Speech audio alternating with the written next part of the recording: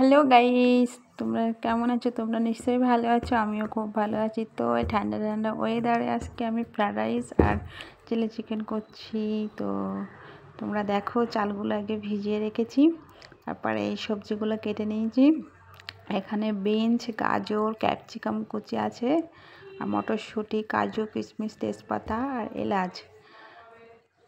তো কড়াটায় গরম হয়ে গেছে, ঘি দিয়ে দিয়েছি। ঘি দেওয়ার পরে কিশমিশটা ভেজে নিচ্ছি একটু হালকা করে, কাজুটা একটু ভেজে নিচ্ছি হালকা করে, তারপর ক্যাপসিকামটা ভেজে নিচ্ছি, আর বিনসগুলো ভেজে নিচ্ছি, গাজর কুচিগুলো ভেজে নিচ্ছি।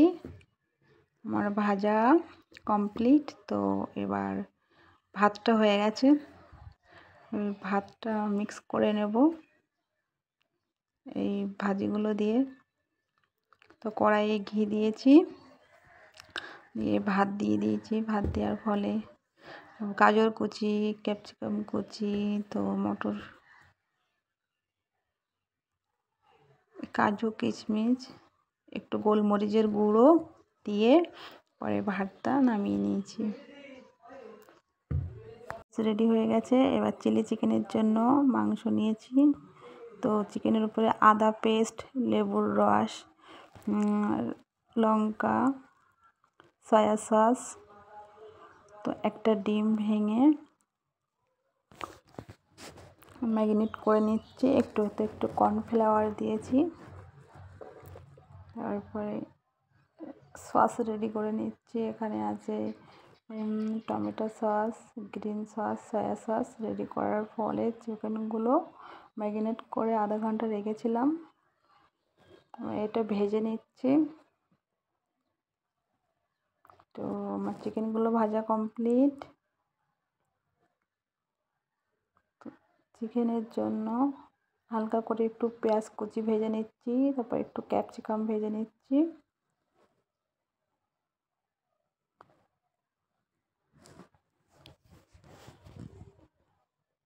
আর চিকেনগুলো দিয়ে দিচ্ছি, একটু টমেটো সস দিয়ে দিচ্ছি, একটু চিনি। তো এখানে যে সয়া সসগুলো যেগুলো গুলে রেখেছিলাম, টমেটো সস, গ্রিন সস, সেগুলোকে দিয়ে দিলাম। একটু কর্নফ্লাওয়ার গুলে রেখেছিলাম, সেটা দিয়ে দিয়েছি। আর তো স্বাদ মতো লবণ তো দিয়েছি।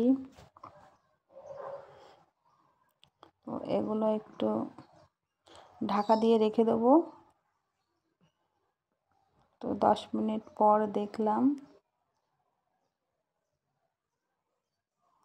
এটা হয়ে এসছে। তো আমার এই রেসিপিটা কেমন লাগলো তোমরা লাইক, কমেন্ট, শেয়ার করতে ভুলবে না, আর তোমরা সাবস্ক্রাইব করে দিও।